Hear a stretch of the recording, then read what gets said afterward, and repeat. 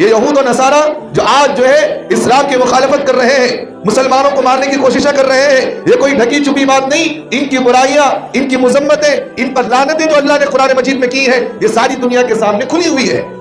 اللہ نے خود فرمایا قرآن مجید کے اندر وَيَقْتُلُونَ النَّبِيِّينَ بِغَيْرِ حَقٍّ.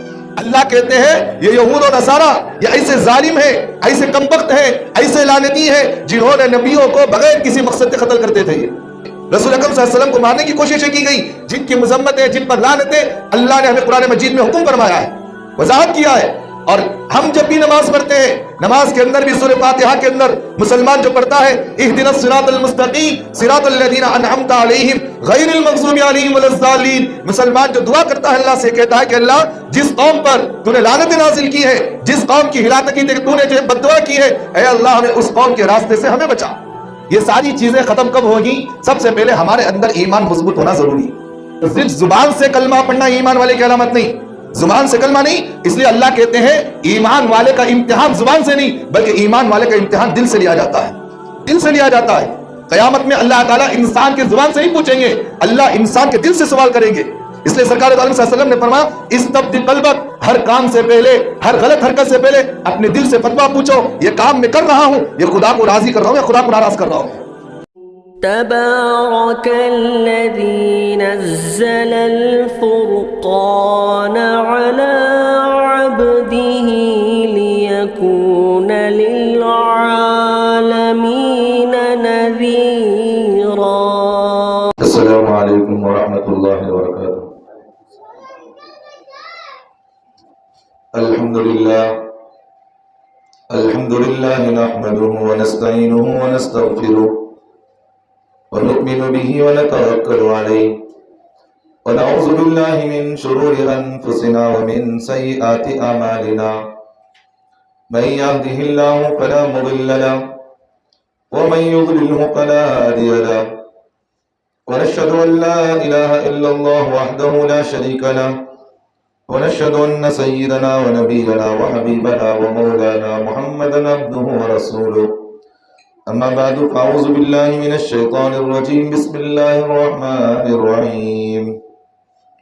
يريدون ليطفئوا نور الله بأفواههم والله متم نوره ولو كره الكافرون. وقال الله تعالى والذين كفروا بعضهم أولياء بعض إلا تفعلوه تكن فتنة في الأرض وفساد كبير.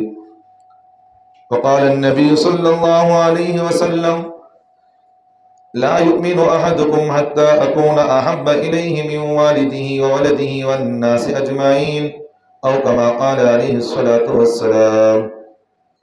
اللهم صل على محمد وعلى آل محمد وبارك وسلم. عزیز ساتھیو،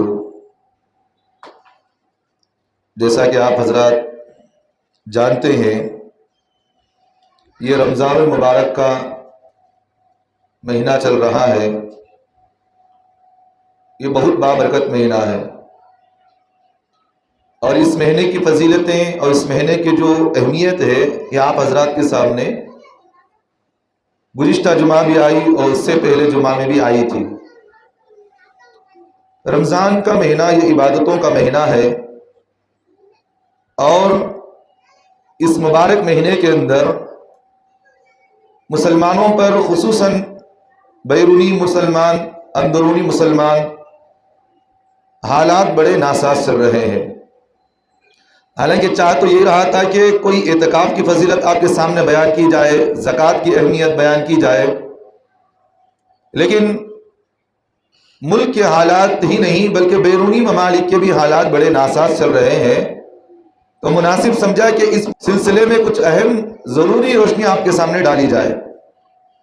کیونکہ ایران کی اور امریکہ کی اور اسرائیل کی اس طرح کی جنگیں چل رہی ہیں اور عرب ممالک کے اندر بھی اس طرح کی جنگیں چل رہی ہیں، اور ہمارے اس بھارت کے اندر بھی ایک نئی پالیسی بنائی جا رہی ہے جو مسلمانوں کے ساتھ نئے طریقے سے یہاں ختم کرنے کی کوششیں کی جا رہی ہیں.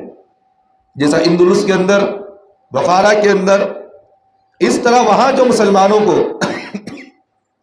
ختم کی جانے کی کوششیں کی گئی، وہاں ختم کیا گیا اسلام کو. ایران کے اندر ہی نہیں بلکہ ترکی کے اندر بھی ایک وقت ایسا آیا خلافت عثمانیہ کے بعد جو آخری بادشاہ تھا شاہ عبد الحمید، اس کے انتقال کے بعد جہاں مسلمانوں کے نمائندگی کے طور پر اسرائیلیوں نے ایک منافق مصطفیٰ اتاترک کو وہاں بٹھایا، جس نے وہاں ترکی کے اندر اسلام کو ختم کیا اور وہاں سے مسلمانوں کو ایک ایک کرتے ہوئے مسلمانوں کی شعار کو ختم کیا، اسلام کی شعار کو ختم کیا، یہاں تک کہ اذان پر بھی اس نے پابندی لگائی، یہاں تک کہ اس نے قرآن پڑھنے پر بھی پابندیاں لگائی، اگر کوئی حافظ قرآن ملتا تو اسے ختم کر دیا جاتا تھا۔ اس طرح کی منصوبے وہاں بنائی گئی اور وہاں جو اس طرح کے حالات مسلمانوں پر آئے۔ تو بہرحال اللہ تبارک و تعالیٰ نے اسلام کو ایک کامل اور مکمل مذہب بنایا ہے اور اس کی حفاظت کی ذمہ داری اللہ نے خود لے رکھی ہے۔ وَإِنَّا لَهُ لَحَافِظُونَ، ہم نے اس قرآن کو نازل کیا، ہم نے اس شریعت کو نازل کیا، ہم نے اس دین کو تمہارے سامنے ہم نے بتایا، رسول اللہ صلی اللہ علیہ وسلم کو ہم نے تمہارے درمیان پیدا فرمایا، ساری چیزیں ہم نے تمہیں بتائی ہیں اور اس کی حفاظت کی ذمہ داری بھی ہماری ہے۔ اور اس کو ختم کرنا یہ کوئی بس کی بات نہیں ہے، اللہ قیامت تک اس دین کو انشاءاللہ باقی رکھے گا اور دینداروں کو بھی اللہ باقی رکھے گا۔ اور جن لوگوں نے اسلام کو ختم کرنے کی کوششیں کی، اللہ تعالیٰ نے خود قرآن مجید میں فرمایا یریدون لیطفئوا نور اللہ بافواہہم واللہ متم نورہ ولو کرہ الکافرون۔ اللہ کہتے ہیں کیا تم اس دین کو، کیا تم اس شریعت کو، کیا تم اسلام کو تمہارے پھونک سے، تمہارے کرتوتوں سے، تمہارے چال بازیوں سے، تمہاری منافقیت سے کیا تم اسلام کو ختم کر سکتے ہو؟ اللہ کہتے ہیں ایسے نہیں ہو سکتا۔ اسلام شان و شوکت والا ہے، اسلام بلندیوں والا ہے، اسلام عزت والا ہے، اسلام اہمیت والا ہے۔ دنیا کے اندر انسان کو چلنے کا طریقہ، انسان کو چلنے کا ڈھنگ اگر کوئی طریقہ بتا سکتا ہے تو اسلام بتا سکتا ہے۔ تو آج جو ہے اسلام کے خلاف نئے نئے طریقے کی منصوبے بنائی جا رہی ہیں، انہی کے منصوبوں کے اندر، سلسلوں کے اندر، ہمارے اس بھارت کے اندر بھی نئی نئی طریقے روزانہ پالیسیاں بنائی جا رہی ہیں۔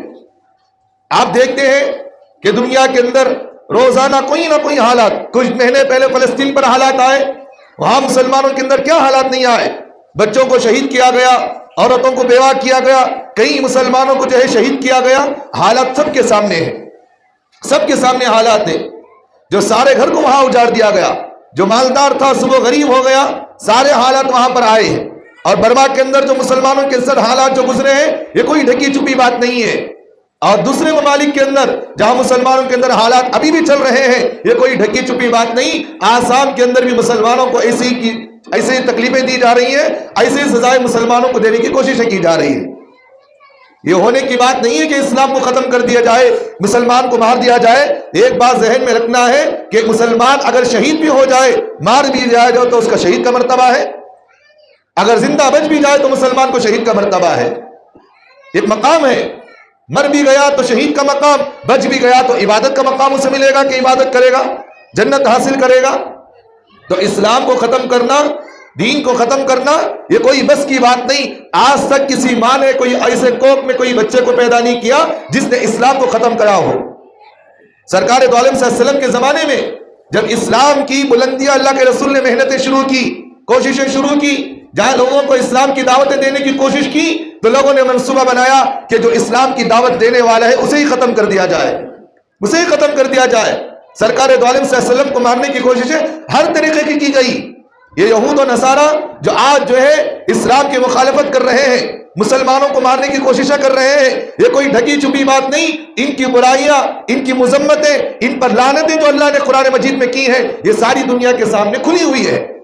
اللہ نے خود فرمایا قرآن مجید کے اندر وَيَقْتُلُونَ النَّبِيِّينَ بِغَيْرِ حَقٍّ، اللہ کہتے ہیں یہ یہود و نصارہ یہ ایسے ظالم ہیں، ایسے کمبخت ہیں، ایسے لعنتی ہیں جنہوں نے نبیوں کو بغیر کسی مقصد کے قتل کرتے تھے۔ حضرت زکریا علیہ السلام، حضرت یحییٰ علیہ السلام، حضرت موسیٰ علیہ السلام، یہاں کی یحییٰ علیہ السلام کو، زکریا علیہ السلام کو قتل کیا گیا، شہید کیا گیا۔ نبیوں کو قتل کیا انہوں نے، شہید کیا انہوں نے۔ رسول اکرم صلی اللہ علیہ وسلم کو مارنے کی کوششیں کی گئی، جن کی مذمتیں، جن پر لعنتیں اللہ نے ہمیں قرآن مجید میں حکم فرمایا ہے، وضاحت کیا ہے۔ اور ہم جب بھی نماز پڑھتے ہیں نماز کے اندر بھی سورہ فاتحہ کے اندر مسلمان جو پڑھتا ہے اہدنا الصراط المستقیم صراط الذین انعمت علیہم غیر المغضوب علیہم ولا الضالین، مسلمان جو دعا کرتا ہے اللہ سے کہتا ہے کہ اللہ جس قوم پر تو نے لعنت نازل کی ہے، جس قوم کی ہلاکت تو نے جو ہے بد دعا کی ہے، اے اللہ ہمیں اس قوم کے راستے سے ہمیں بچا، ہمیں ان لوگوں کے راستے سے نہ چلا، ان لوگوں کے راستے پر ہمیں نہ چلا۔ اللہ کہتے ہیں کہ مسلمانوں کی اس بات کی دعوت دی ہے اہدنا الصراط المستقیم، کہ تم اللہ سے دعا کرو، صراط مستقیم کی دعا کرو اور اللہ سے کہو غیر المغضوب علیہم ولا الضالین، اے اللہ جن پر تو نے غضب نازل کیا، جن پر تو نے غصہ نازل کیا، اے اللہ جن پر تو نے لعنتیں نازل کی، اللہ ان کے راستے سے ہمیں بچا لے۔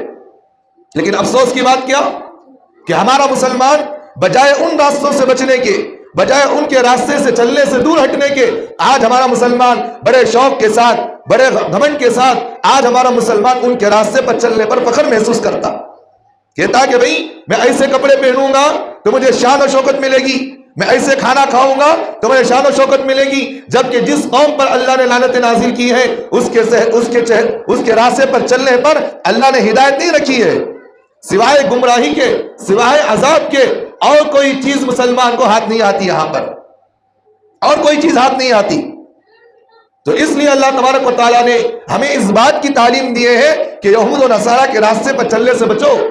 یہ ایسی قوم، غلیظ قوم ہے جس نے نبی علیہ الصلوۃ والسلام کو ہر طریقے کی مارنے کی منصوبے کی گئی، یہاں تک کہ سرکار دو عالم صلی اللہ علیہ وسلم کو زہر تک ان لوگوں نے کھلایا ہے، زہر تک کھلایا۔ اللہ کے رسول صلی اللہ علیہ وسلم ایک مرتبہ ایک غزوے سے واپس آ رہے تھے، ایک یہودی عورت نے اللہ کے رسول کو دعوت کی، اللہ کے رسول نے اس دعوت کو قبول کر لیے، حضرت صحابہ کو ساتھ لے گئے، اس کے گھر میں بیٹھے، کھانے کے لیے بیٹھے، دسترخوان بچھائی، اللہ کے رسول کھانے کے لیے بیٹھے تھے، اللہ کے رسول جو لقمہ منہ میں ڈالے تو حلق سے نیچے لقمہ نہیں اتر رہا ہے، تو جو صحابہ کھانا اس کے دسترخوان پر بیٹھ کر کھائے تو کچھ صحابہ اس میں انتقال شہید ہو گئے اسی وقت، تو اللہ نے اللہ کے رسول کو وحی نازل کیے، کہا کہ محمد صلی اللہ علیہ وسلم اس یہودی عورت نے آپ کو کھانے میں زہر ڈالی ہے، کھانے میں زہر ڈالی ہے، اور جو صحابہ اس دسترخوان پر بیٹھ کر کھانا کھائے وہ صحابہ شہید ہو گئے، اسی وقت شہید ہو گئے، اتنا سخت اس نے زہر کھلائی تھی۔ اور یہاں تک کہ سرکار دو عالم صلی اللہ علیہ وسلم جب دنیا سے پردہ فرما رہے تھے، حضرت اماں عائشہ صدیقہ رضی اللہ عنہا کے پیر پر، ران پر اللہ کے رسول جو ہے اپنا سر مبارک رکھے ہوئے تھے، پانی کو اٹھائے اپنے چہرے پر مار رہے تھے، حضرت اماں عائشہ سے فرمایا کہ عائشہ جو عورت نے مجھے، اس یہودی عورت نے زہر دی تھی، آج اس زہر کا اثر مجھے ہو رہا ہے، وہ اثر ہو رہا ہے۔ تو اللہ کے رسول صلی اللہ علیہ وسلم کو مارنے کی کوششیں ان یہود و نصارہ نے پہلے بھی کی تھی، اور آج بھی آپ جو ہے تاریخ کو اٹھا کر دیکھیں، اللہ کے رسول صلی اللہ علیہ وسلم کے روزے اقدس میں، وہاں سے اللہ کے رسول کے جسم اطہر کو نکالنے کے سلسلے میں بھی ان لوگوں نے کوششیں کی ہے، لیکن ناکام کیا اللہ نے ان کو۔ تو بہرحال آپ کو بتانے کا منشا یہ ہے کہ اسلام کو ختم کرنے کے سلسلے میں ہر طریقے کی ان کی کوششیں ہو رہی ہیں، ہر طریقے کی کوششیں۔ اللہ تبارک و تعالیٰ نے ایک نمونہ بتایا کہ دنیا کے اندر کوئی ایسا پیدا نہیں ہوا جو نبی کے خلاف کھڑا ہوا ہو اور اللہ نے اس کو فتح دیا ہو، کامیاب کیا ہو۔ حضرت موسیٰ علیہ السلام کا واقعہ لے، ان سے بڑا ظالم اگر کوئی تھا تو فرعون تھا، جس نے کئی لاکھ بچوں کو شہید کیا، پیدا ہونے سے لے کر ماں کے پیٹ سے پیدا ہوتا تو اس بچے کو اسی وقت ذبح کر دیا جاتا تھا، اسی وقت ذبح کرتا تھا، اور اتنا بڑا ظالم تھا کہ اپنے قلعے کے اندر، اپنے محل کے اندر لوگوں کو ظلم کرنا اس کا کوئی چھپی ڈھکی بات نہیں تھی، ہر طریقے کا ظلم کرتا تھا، یہاں تک کہ اپنی بیوی حضرت آسیہ رضی اللہ عنہا کو بھی اس نے مسلمان ہونے کی وجہ سے ان کے جسم پر سے، زندے حالت میں ان کے جسم پر سے اس نے چمڑی اتاری تھی، چمڑی، یہاں تک اتنا بڑا ظالم تھا، اپنی بیوی کے جسم سے اس نے چمڑا نکالا، زندی عورت، اور یہاں تک کہ چمڑا نکالنے کے بعد ان کے جسم پر اس نے نمک کو چھڑکا اور مرچی کو چھڑکا، ایزا تکلیف دینے والے جو ہے اس وقت جو کیمیکل تھے اس نے اسے ڈالا، اور حضرت آسیہ اسی درد اور تکلیف سے وہاں شہید ہو گئی، اتنا بڑا ظالم تھا۔ تو اللہ بتانا چاہ رہے کہ ہم ایسے ظالموں کو بھی دنیا میں نہیں چھوڑے ہیں۔ یہ آج کے زمانے کے جو اسرائیل کا جو ظالم ہے نیتنیاہو، کیا اللہ اس کو چھوڑ دیں گے؟ امریکہ کا جو بڑا ظالم ہے اس مرتبہ جو بنا ہوا ہے ٹرمپ ہے، کہ اللہ اس کو چھوڑ دیں گے؟ ایسے بڑے ظالموں کا اللہ تعالیٰ جو ہے اس کا نمونہ بتائے ہیں۔ فرعون کو اللہ نے جس پانی سے انسان کے جسم کو پیدا ہوتا ہو، جس پانی کو اللہ نے کہا وَأَنزَلْنَا مِنَ السَّمَاءِ مَاءً مُبَارَكًا، اللہ کہتے ہیں کہ ہم نے اس پانی کو مبارک بنایا ہے۔ میت جو مر چکے ہوتی ہے، اللہ کہتے ہیں ہم اس پانی کے ذریعے سے مردہ زمین کو زندہ کرتے ہیں۔ اللہ کہتے ہیں اسی مبارک پانی کو ہم نے اس کے لیے عذاب کا ذریعہ بنایا، اور اللہ نے سمندر میں اس کو ڈھسایا اور وہیں اس کی موت تھی۔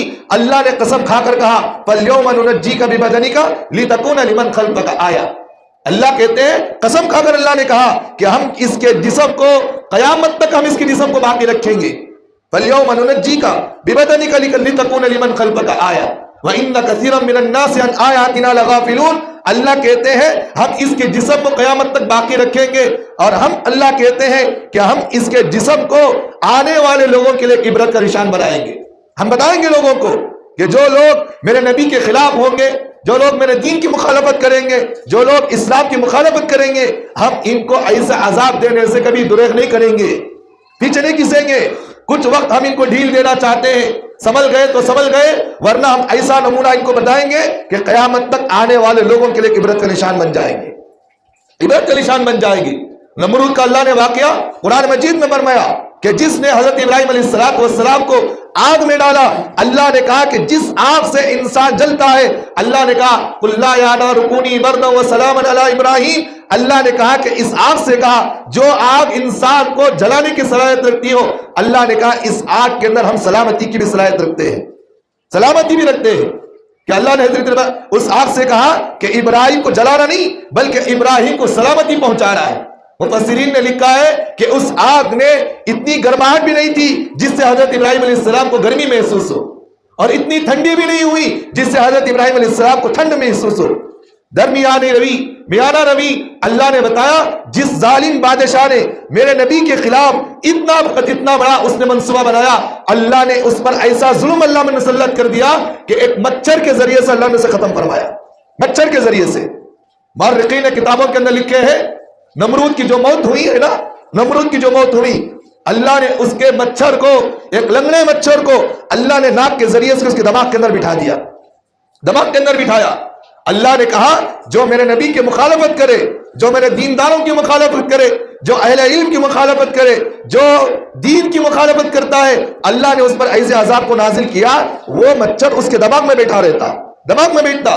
اب جب مچھر اس کے دماغ میں کاٹتا تو وہ لوگوں سے کہتا کہ میرے دماغ پر مارو، مارو میرے دماغ پر، اور یہاں تک کہ کتابوں کے اندر یہ بات لکھی ہوئی ہے اس کے دربار میں مارنے کے لیے لوگ جو لائن بنا کر کھڑے ہوئے رہتے تھے، لائن بنا کر کھڑے ہوتے، اور بادشاہ اس بات کا حکم کرتا جو لوگ مجھے زور سے مارتے ہیں وہ میرے ہمدرد ہیں، اگر کوئی ہلکا مارتا تو کہتا میرا دشمن ہے، چپل سے مارتے لوگ اسے، یہاں تک کہ اللہ نے اسی مچھر سے اس کی موت کو اللہ نے کر دیا، اس کو تمام کیا۔ اللہ نے کہا کہ ہمارے سامنے ظالم کی کوئی حیثیت نہیں، کوئی حیثیت نہیں۔ اور جس نے حضرت موسیٰ علیہ السلام پر ظلم کیا، جو موسیٰ علیہ السلام پر ظلم کیا قارون نے، اللہ نے کیا کیا؟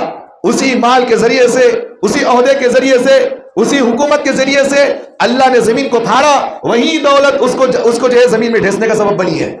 فَخَسَفْنَا بِهِ وَبِدَارِهِ الْأَرْضِ، اللہ کہتے ہیں جو مال، یہاں تک کہ مورخین نے لکھا اپنی کتابوں کے اندر کہ اس نے سونے کی اینٹ کے ذریعے سے ایک جنت بنائی تھی، اس نے سونے کے اینٹ سے، وہی محل، وہی دولت اس کو جو ہے نیچے جہنم میں لے جانے کا ذریعہ بنی ہے۔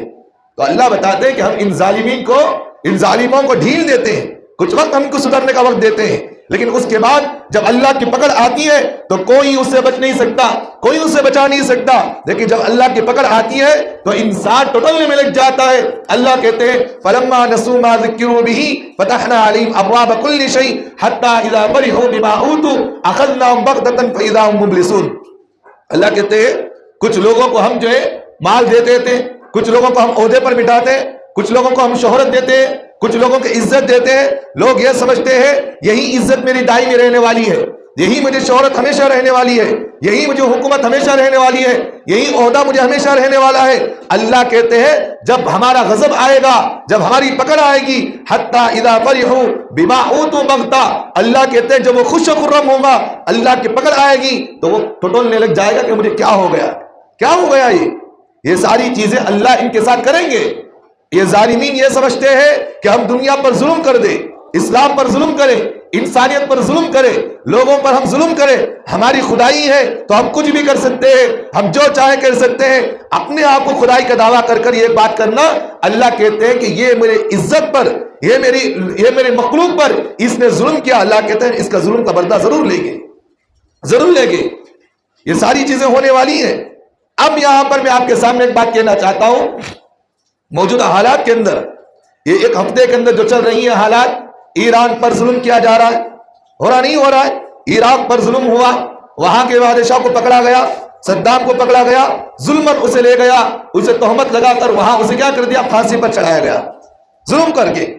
ایران جو اپنے کسی بھی منصوبے کے اندر نہیں تھا، یہ بھائی آپ سے ایک بات کہتا ہوں، ذہن میں رکھیے، بہت سارے لوگ ہمیں پوچھ رہے حضرت ایران جو ہے وہاں شیعہ رہتے ہیں، ہم ان شیعہ کو دعا کر سکتے نہیں کر سکتے؟ یہ تو شیعہ ہیں، یہ تو اسلام کے دشمن ہیں، یہ تو اسلام کے دشمن، یہ نبی کے دشمن، یہ اہل بیت کے دشمن، یہ دین کے دشمن ہیں، تو لہٰذا ہم ان کے سلسلے میں کیا رویہ رکھے، کیا نظریہ رکھے؟ دیکھیں میں یہ بات کہتا ہوں، ہمارا اس بات کا میرا نظریہ میں آپ کو بتانا چاہ رہا ہوں، یہ اہل علم کی بات ہے۔ اگر کوئی بندہ اپنے عقائد میں غلط ہے، کچھ بھی ہے، تو دیندار علماء ہے، اہل علم ہے، وہ ان کو بتائیں گے کہ بھئی ان کا اختلاف الگ ہے، ہماری شریعت کا مسئلہ ہے۔ اگر شیعہ ہے تو ہم بتاتے ہیں کہ بھئی اگر کوئی شیعہ حضرت صحابہ کو گالی دیتا ہو، حضرت شیخین کو گالی دیتا ہو، حضرت ابو بکر، حضرت عمر، حضرت عثمان غنی رضی اللہ عنہ، ان حضرات کو گالیاں دیتا ہو، دیگر صحابہ کو گالی دیتا ہو، دین پر گالی دیتا ہو، اور دین کے اندر رد و بدل کرتا ہو، اور جو ہے پنجتن کے نام پر، ان پاک نام پر دوسرے صحابہ کو گالیاں دیتا ہو، قرآن کی مخالفت کرتا ہو، اہل بیت کے آڑ میں دوسرے صحابہ کو کافر کہتا ہو، تو ہم اس بات کا عقیدہ، ہمارا اس بات کا اعلان ہے وہ اسلام سے باہر ہے، وہ اسلام سے باہر ہے۔ اور جو شیعہ اگر اس طرح کے عقائد رکھتے ہیں تو ہم ڈنکے کی چوٹ پر کہتے ہیں وہ اسلام سے خارج ہے، وہ اسلام سے خارج ہے۔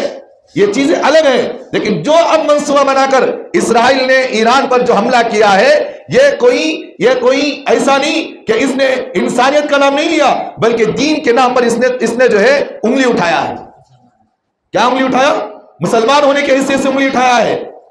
اس لیے جو ہے کوئی بھی ظالم، کوئی بھی مخالف اگر ہمارے اوپر انگلی اٹھاتا ہے تو وہ ہماری داڑھی ٹوپی کو دیکھ کر انگلی اٹھاتا ہے، انہیں یہ نہیں دیکھتا کہ تمہارا عقیدہ کیا ہے، تم دیوبندی ہو یا بریلوی ہو یا اہل حدیث ہو یا جماعت اسلامی ہو یا شیعہ ہو یا رافضی ہو یا خارجی ہو، یہ کوئی نہیں دیکھتا، انہیں صرف یہ دیکھتا ہے کہ ٹوپی پہننے والا، یہ داڑھی چھوڑنے والا، یہ جبہ پہننے والا یہ مسلمان ہے، لہٰذا اس کی مخالفت کی جائے گی۔ یہ ایران پر جو حملہ ہوا ہے یہ اسلام کے نام پر حملہ ہوا ہے، اور میں آپ کے سامنے خفیہ بات میں آپ کے سامنے ایک بات بتاتا ہوں، یہ ایران پر جو حملہ ہوا ہے یہ کیوں حملہ ہوا؟ ایک نقطے کی بات ذہن میں رکھنا، ساری دنیا کے اندر جتنے بھی مسلمان ملک ہیں نا، اسلام کے نام پر جو دعوے کے نام پر اسلام مسلمان ہے، چاہے ہمارے پڑوس ملک کا ہو، صرف نام پر مسلمان کا ہے وہ، لیکن حرکتیں دیکھو، ان کے رویے، ان کی کارروائیاں دیکھو، ساری چیزیں یہود و نصارہ کی چیزوں میں اتری ہوئی ہے، ساری چیزیں ان کے ساتھ ملی ہوئی ہیں، سب چیزیں اسلام کے نام پر بنایا گیا ملک آج جہاں پر یہود و نصارہ کے طور طریقے اپنائے جا رہے ہیں، لیکن ایران ایک ایسا ملک ہے جو اسلام کے ڈنکے کی چوٹ پر وہ اسلام کی دعوت بھی دیتا ہے، اپنے اسلام کی شناخت کو اس نے باقی رکھا، اس نے اپنی شیعیت کو باقی رکھا، تو ان کے ذہن میں یہ بات آئی یہ اسلام کے نام پر آواز اٹھانے والا ملک اگر اسی طرح باقی رہا ساری دنیا سے کفر کو ختم کر سکتا ہے، نہیں ساری دنیا سے ختم کر سکتا۔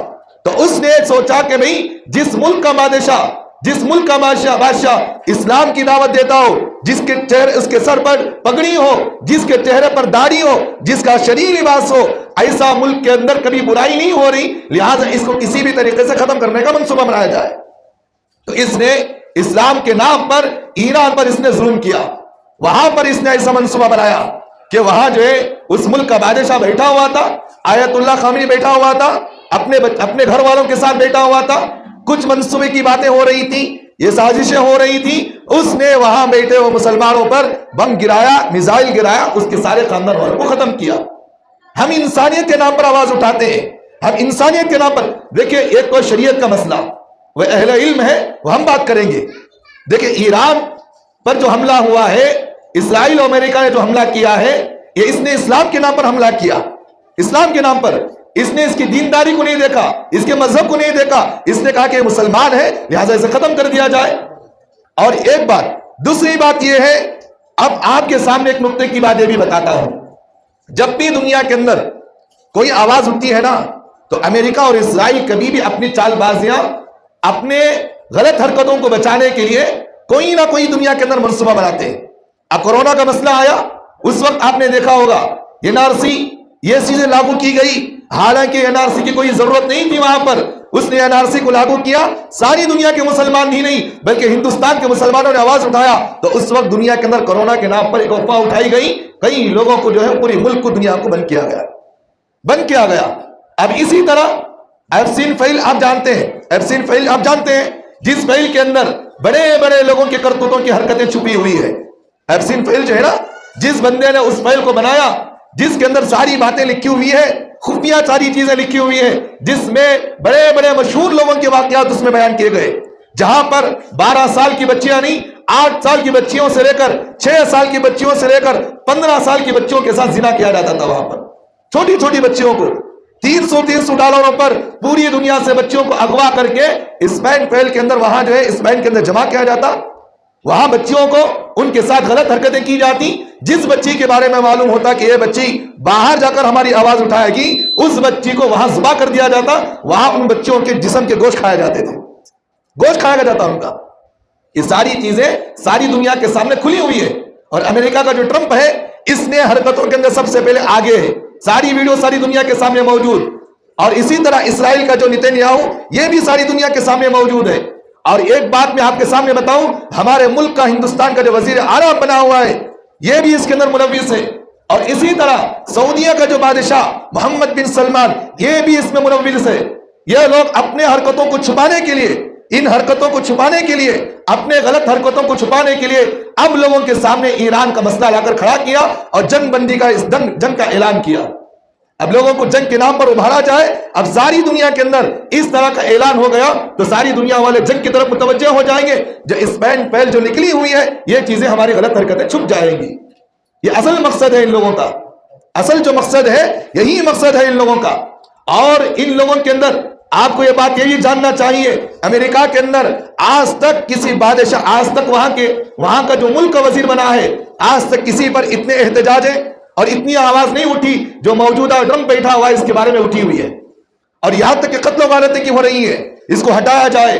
یہ اپنے منصب کو بچانے کے لیے یہ دوسرے ملک کے بچوں کو شہید کر رہا ہے، دوسرے ملک کے بادشاہوں پر ظلم کر رہا ہے، دوسرے ملک کے عوام الناس پر ظلم کر رہا ہے۔ یہ کوئی قابل برداشت بات نہیں ہے، یہ کوئی قابل برداشت بات نہیں۔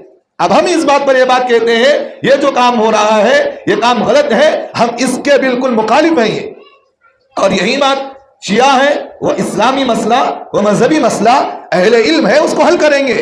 لیکن جہاں تک بات جو کسی پر ظلم کیا گیا، اللہ کے رسول صلی اللہ علیہ وسلم نے فرمایا اگر کسی جانور پر بھی ظلم ہو رہا ہو، ایک مسلمان ہونے کی حیثیت سے، ایک انسانیت ہونے کی حیثیت سے ہمارا حق بنتا کہ اس جانور پر ظلم ہونے نہ دی جائے۔ آپ کو ایک مسئلہ بتاتا ہوں، اللہ کے رسول صلی اللہ علیہ وسلم نے فرمایا جب جانور کو ذبح کرو تو دوسرے جانور کو وہاں کھڑا نہیں کرنا۔ کسی بکری کو ذبح کر رہے ہیں آپ تو ایک بکری کو اس جانور کے سامنے ذبح کرتے ہوئے وہاں نہیں کھڑا کرنا۔ اللہ کے رسول نے فرمایا کہ وہ جانور تو آنکھوں سے دیکھ رہا ہے لیکن زبان سے کہہ نہیں سکتا بھئی اس کے دل کے اندر درد ہوگا کہ جس طرح وہاں اسے لٹا کر ذبح کیا جا رہا ہے مجھے بھی ذبح کیا جائے گا۔ اللہ کے رسول نے فرمایا اگر کوئی بندہ قربانی جیسی عبادت میں بھی جانور کو سامنے کھڑا کر کے ذبح کر رہا، اللہ کے رسول نے فرمایا گناہ ملے گا، اسے گناہ ہے کرنا ہے کام اس کے لیے۔ یہ عمل جو جانور کو کھڑا کر کے ذبح کر رہا ہے یہ گناہ ہے، یہ ہم اس کی مخالفت کرتے ہیں۔ اگر کوئی بندہ اس طرح کرتا ہے تو شریعت جانور کو ظلم کرنے کی اجازت نہیں دیتی، ایک انسان کو اجازت دے سکتی ہے۔ تو ہمارا حق بنتا ہے اگر جو اس طرح کی غلط حرکتیں ہوئی ہیں ہم اس کی مخالفت کرتے ہیں، جو بھی اس طرح کر رہا ہے غلط حرکت ہے، ہم اس کا ساتھ نہیں دے سکتے۔ ایک بات، دوسری بات یہ ہے یہ ساری چیزیں جو ہو رہی ہیں 2-3 باتوں سے میں آپ کو سمجھانا چاہتا ہوں۔ پہلی بات تو یہ ہے یہ ساری چیزیں ختم کب ہوگی؟ سب سے پہلے ہمارے اندر ایمان مضبوط ہونا ضروری۔ حالات کچھ بھی آئے، اللہ نے قرآن مجید میں فرمایا والذین کفروا بعضهم اولیاء بعض الا تفعلوه تکن فی الارض فساد کبیر۔ اللہ کہتے ہیں جن لوگوں نے کفر کیا ان کے بعض کے دوست ہیں، لوگ کافر ایک دوسرے کے دوست ہیں۔ تم اپنے ایمان کو مضبوط کرو، اپنے اعمال کو مضبوط کرو۔ آج ہمارے حالات تو ایسے ہیں، زبان سے تو ہم کلمہ پڑھ رہے ہیں لیکن دل کے اندر ہمارا کفر بھرا ہوا ہے کہ نہیں؟ रमजान जैसा मुबारक महीना, कितने बंदे बताओ मस्जिद में आकर तरावी पढ़ रहे? मुझे बताओ कितने बंदे पढ़ रहे? मैं कहता हूं कि ऐसे बंदे को चूल्हे में पानी डूबकर मर जाना उन्हें अपने आप को। तिजारत के नाम पर सूद का बिजनेस करने वाला रमजान के महीने भी, जो बंदा अल्लाह की मुखालफत करता हो उसे अल्लाह की जमीन पर रहने का हक नहीं। उसे, ये जमीन अल्लाह की है, यहां अल्लाह की इत्तबा करना जरूरी है। मस्जिदें बनाई जाए इबादत के लिए, लेकिन मुसलमान को इबादत जैसी मस्जिद छोड़कर घर में जाकर सो रहा, सहरी कर को अपने बीवी के बाजू सो रहा, ये शर्मिंदगी की महसूस की बात नहीं हमारे लिए? अफसोस है कि नहीं होता? रमजान जैसा मुबारक महीना, जाकर देखो हमारे मुसलमानों की होटलें खुली हुई है। अल्लाह के रसूल ने फरमाया खाना बंद करो, लेकिन आज हमारा मुसलमान दीन के नाम पर होटलें खोला हुआ है। बताओ कोई कमेटी वाला जाकर रोक रहा उसे? अपने आप को जो बड़ा कहने वाला, मोहल्ले के बड़ा जिम्मेदार कहने वाला, कि जुबान में इसकी हिम्मत नहीं बोलने की कि जाकर रोक नहीं सकता उन्हें? जहां खुदा की मुखालफत हो रही है, जहां गुनाह किया जा रहा है, मेरा ईमान इस बात का गवाह नहीं देता। मैं इस बात को कबूल नहीं करूंगा कि रमजान जैसे मुबारक महीने में एक मुसलमान चाय की होटल खोला हुआ, मैं मुसलमान जाकर उसको खामोशी इख्तियार कर लूं। क्यों नहीं बोल सकते? हमें क्यों नहीं कर सकते हम ये काम? तो सिर्फ जुबान से कलमा पढ़ना ईमान वाले की अलामत नहीं, जुबान से कलमा नहीं। इसलिए अल्लाह कहते हैं ईमान वाले का इम्तिहान जुबान से नहीं, बल्कि ईमान वाले का इम्तिहान दिल से लिया जाता है, दिल से लिया जाता है। कयामत में अल्लाह ताला इंसान के जुबान से ही पूछेंगे, अल्लाह इंसान के दिल से सवाल करेंगे। इसलिए सरकार दो आलम सल्लल्लाहु अलैहि वसल्लम ने फरमाया इस्तफ्ति क़ल्बक, हर काम से पहले, हर गलत हरकत से पहले अपने दिल से फतवा पूछो, ये काम मैं कर रहा हूं, ये खुदा को राजी कर रहा हूं या खुदा को नाराज कर रहा हूं मैं? तो बात ये बड़ी लंबी है, मैं आपके सामने मुख्तसर बता रहा हूं। सबसे पहली चीज, अपने ईमान को मजबूत करे। मुबारक महीना चल रहा है, इस महीने की कदर करे। एक एक दिन गुजर रहा, लेकिन इस महीने में भी अल्लाह को राजी करने के बजाय बेशर्मिंदगी की महसूस की बात क्या? ईशा की नमाज होते ही मस्जिद पूरी खाली, मस्जिद पूरी खाली। अफसोस होता है देखकर। अल्लाह की कसम इस मिंबर रसूल पर मैं बैठकर कह रहा हूं, ये जो लोग, कुछ गिने चुने लोग मस्जिदों में तरावी तो पढ़ रहे हैं, अल्लाह का शुक्र अदा करो। इनकी पढ़ने की वजह से महल्ले के अंदर अल्लाह ने अजाब को रोक कर रखा है, अजाब को रोक कर रखा है। अगर ये चंद लोग इबादत गुजार भी मस्जिदों से अलग हो जाए, मस्जिदों के अंदर कुरान सुनने से खत्म हो जाए, खुदा की कसम अल्लाह के अजाब को आने में कोई देर नहीं लगती। अल्लाह वराउल वरा है, अल्लाह किसी के मोहताज नहीं। अल्लाह मेरे भी मोहताज नहीं ना अल्लाह आपके मोहताज है। अल्लाह जिससे चाहते अपनी इबादत ले सकते हैं। हम अल्लाह की इबादत के मोहताज हैं, दीन का मोहताज मैं ही हूं, दीन मेरा मोहताज नहीं।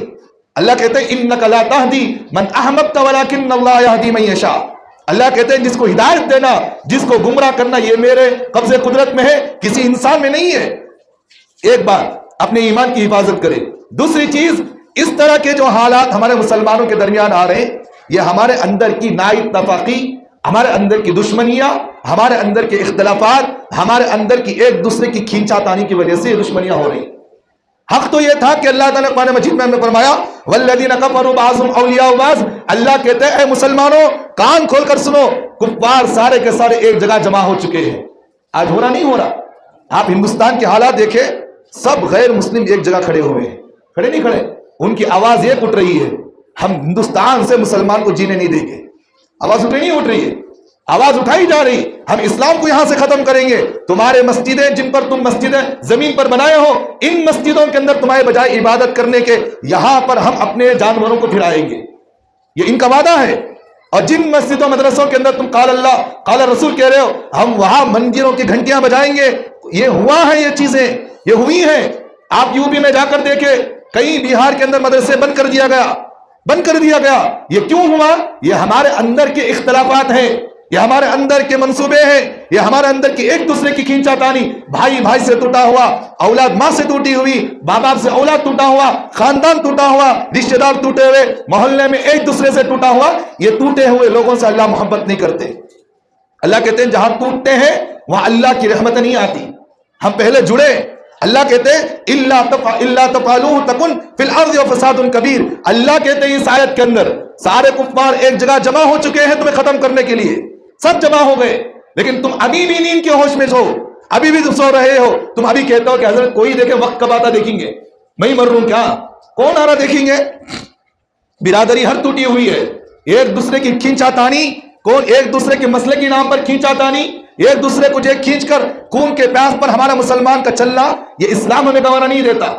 खून का प्यासा नहीं रहता, کوئی بھائی اگر پراپرٹی چھین لیا، تلوار لایا، پہلے اس کی منڈی اڑانے کی بات کرتا انہیں۔ میسور کے اندر جو واقعہ ہوا، کچھ مہینے کا پہلا کا جو واقعہ ہوا، کیا ہوا؟ 2 بچے کھیل رہے تھے گلی کوچوں کے اندر، بچوں کی باتوں کو لے کر آیا، تلوار لایا، بڑے بزرگ کو اس نے مارا، اس کے بڑے نوجوان بیٹے کو مارا۔ یہ کیوں؟ ہمارے مسلمانوں کے اندر چھوٹی چھوٹی باتوں پر تلواریں نکل جاتی ہیں، ہتھیاریں نکل جاتے ہیں۔ اصل تو یہ تھا کہ مسلمان اپنے دل کے اندر ہمت رکھتا، عزائم رکھتا، مسلمان اپنے دل کے اندر، اپنے اندر جو ہے معاف کرنے کا مادہ پیدا کرنا مسلمان کے اندر ہونا ضروری ہے۔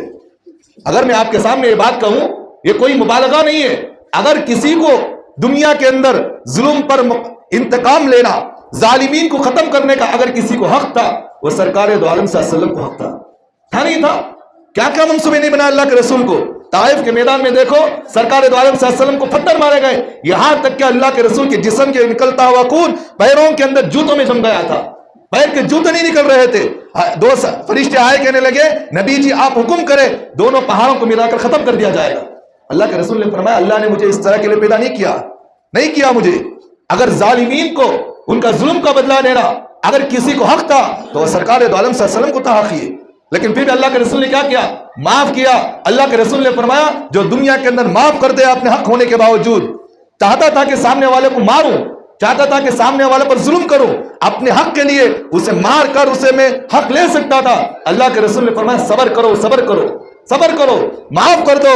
اگر تمہارے پاس نے چھینا ہے معاف کرو۔ اللہ کے رسول نے فرمایا تمہاری عزت، تمہاری دولت، تمہاری شہرت قیامت میں میرے پاس لینا، حشر کے میدان میں میں تمہیں دلاؤں گا۔ یہ اسلام کے اللہ نے ہمیں اسلام سکھایا ہے، یہ دین ہے ہمارا، لیکن آج ہمارے دین کے اندر، ہمارے اسلام کے اندر ایسا ہم نے غلط طریقہ ہمارے مسلمانوں نے اپنا لیا، غیروں کو ہم نے ایسا دین دکھایا، غیر اسلام میں آنے کے بجائے غیر آج اسلام سے دور بھاگ رہا۔ انہیں پوچھتا کیا معلوم؟ تمہارے قرآن کے اندر آیتیں ہمیں مانتی، تمہارا قرآن کے اندر دین کی باتیں ہم مانتے ہیں، کوئی ایک مسلمان بتاؤ جسے تم مسلمان کہہ سکتے ہو، نمونے کے طور پر پیش کرو، اس کے اندر شریعت پوری موجود ہے کہ مجھے بتاؤ۔ آج ہمارے مسلمانوں کی حالتیں ایسی ہے، اس لیے میں کہتا ہوں ایسے برے نہ بنو کہ ہمارے حرکتیں کی وجہ سے اسلام کی بدنامی نہیں ہونا۔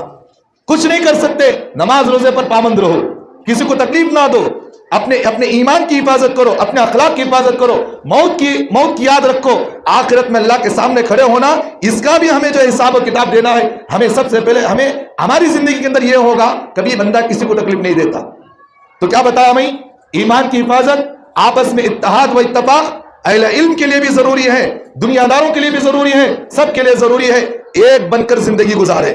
مسلکی اختلافات وہ اہل علم کریں گے، شیعہ کا اختلاف ہے علماء ہے کریں گے، مولوی کا فرقہ ہے علماء کریں گے، بریلویوں کا مسئلہ ہے علم کا مسئلہ علم کریں گے، جماعت اسلامی کا مسئلہ ہے اہل علم ہے کریں گے، لیکن تمہیں اس میں اختلاف میں پڑنے کی ضرورت نہیں۔ ہماری ذمہ داری کیا؟ انسانیت ہم اپنائیں، انسانیت اپنائیں، لیکن اپنے اندر ایمان کو بیچنے کے نام پر، اختلاف کے نام پر، سیاست کے اندر بھی دیکھو ہمارے مسلمان آپس میں ایک دوسرے کے اندر بھی ٹوٹا ہوا۔